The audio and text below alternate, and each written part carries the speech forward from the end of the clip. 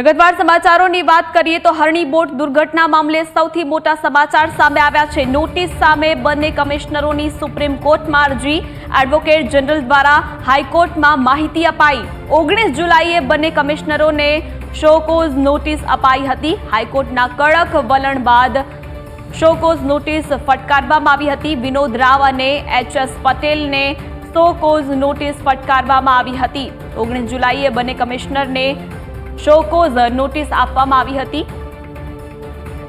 વધુ વિગતો સાથે સંવાદદાતા જયેશ જોડાઈ ચૂક્યા છે। જયેશ, શું વધુ જાણકારી?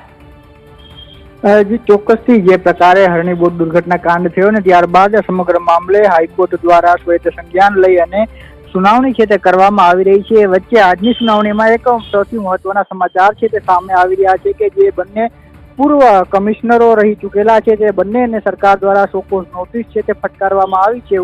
19 જુલાઈના રોજ સરકાર દ્વારા આ બંને અધિકારીઓને શોકોઝ નોટિસ છે તે પાઠવવામાં આવી હતી। કારણ કે જે પ્રકારે હાઈકોર્ટમાં છે તે રિપોર્ટ સબમિટ થયો હતો ને તેમાં હાઈકોર્ટનો જે ઓર્ડર આવ્યો હતો, લેખિત ઓર્ડર, તેમાં આ બંને અધિકારીઓની જવાબદેહી નક્કી કરવા માટે છે તે ઓર્ડરમાં હાઈકોર્ટ દ્વારા આદેશ કરવામાં આવ્યો હતો ને ત્યારબાદ સરકારે છે તે આ બંને અધિકારીઓને 19 જુલાઈના રોજ શોકોઝ નોટિસ પાઠવી અને ખુલાસો છે તે માગ્યો હતો અને ત્યારે હવે આજે એડવોકેટ જનરલ દ્વારા એ માહિતી પણ આપવામાં આવી છે કે સરકાર દ્વારા જે નોટિસ આપવામાં આવી છે તેનો જવાબ હજુ સુધી નથી આવ્યો। કારણ કે બંને અધિકારીઓએ આ નોટિસ સામે સુપ્રીમ કોર્ટમાં અરજી કરી છે એ પ્રકારની વાત કરી છે। એટલે અત્યાર સુધી માત્ર જે નાના અધિકારીઓની વાત થઈ રહી હતી, પરંતુ હવે સરકાર આનાથી ઉપર ઉઠી છે અને હરણી બોટ દુર્ઘટના કાંડમાં જે તત્કાલીન પૂર્વ કમિશનરો રહી ચૂક્યા છે એવા વિનોદ રાવ અને એચ.એસ. પટેલને સરકારે નોટિસ પાઠવ્યાનો ખુલાસો આજે કોર્ટ સમક્ષ કરવામાં આવ્યો છે।